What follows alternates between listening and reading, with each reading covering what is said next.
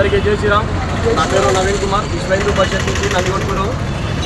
ఏదైతే బంగ్లాదేశ్లో హిందువుల మీద దాడి జరుగుతుందో వాటిని దాడులని వెంటనే విరమణ చేసుకోవాలి.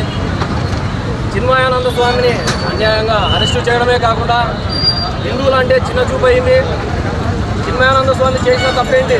బంగ్లాదేశ్లో వరదలు వచ్చినప్పుడు వారికి అన్నాహారాలు అందించడమే కాకుండా వారికి షెల్టర్ని ఇవ్వడము, అది చేయడమే వాళ్ళ తప్పైతే ఈ తప్పుని భారతీయులు అనుక్షణం చేయడానికి వెనుకాడరు.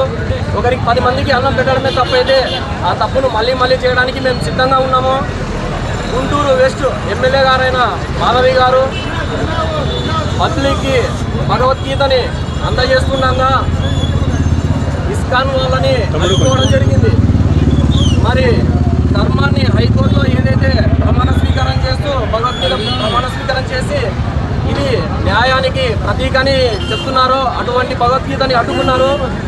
మరి వారు బహిరంగంగా హిందువులందరికీ క్షమాపణ చెప్పాలి, లేదంటే రాజీనామా చేయాలి.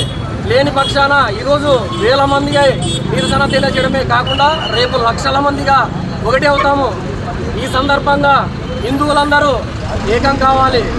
ఓ హిందువా మేలుకో, నువ్వు నిద్రలో ఉన్నందు కారణం వల్లే ఇన్ని అనర్థాలు జరుగుతున్నాయి. ఈరోజు నువ్వు నిద్రలో నుంచి మేలుకోకపోతే ఈ రోజు అయితే బంగ్లాదేశ్లో జరుగుతుందో రేపు నీ పరిస్థితి అదే.